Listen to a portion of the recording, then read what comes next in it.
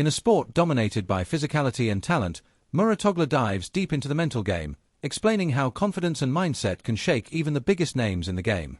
There is a sense of inevitability that has stepped into men's tennis in the last 2 years.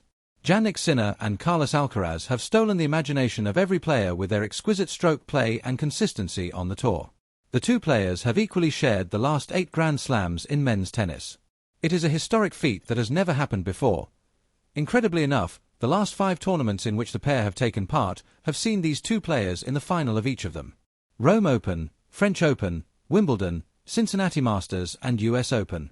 The one question that pops up in everyone's mind is, who will be the next player to win a Grand Slam in the supposed Alcaraz era, a blend term for their dominance? Mouratoglou shares the secret to beat Alcaraz. Patrick Mouratoglou, in an exclusive interview The Guardian, gave his analysis on who he feels would be the next player to be a big champion amongst the 2 stars of the sport right now. It's funny that you're saying that. When Rafa and Roger were at the top of the game, it was exactly the same situation. But then a young Novak Djokovic came in and said, "I'm going to beat those guys and be number 1." And everyone laughed and said, "Who's this cocky guy?" But he ended up doing it and becoming the greatest of all time. Mouratoglou answered, giving the prime example of the Roger Federer, Rafael Nadal, Novak Djokovic famous trilogy.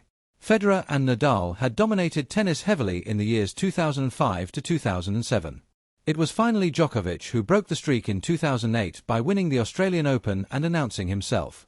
From then on he became a regular and eventually surpassed both Federer and Nadal in terms of numbers in tennis, winning all the major tournaments on multiple occasions. Mouratoglou on the player who will be able to beat Jannik or Carlos Alcaraz in a Grand Slam final. The guy who's going to be in the mix with these two, if there is one, is the only guy who's going to believe it's possible, Mouratoglou added. So, yes. For the moment Alcaraz and Sinner are on a different planet for sure. But your question makes a lot of sense because the guy who's going to be in the mix with these two, if there is one, is the only guy who's going to believe it's possible. Mouratoglou further stressed on the importance of belief in sport. Many have stated that Sinner and Alcaraz are dominating world tennis right now because of sheer belief in themselves, which is lacking in many other players on the tour. If there is a Djokovic 2.0 hidden somewhere, it will only do good for men's tennis as the competition will further intensify going forward.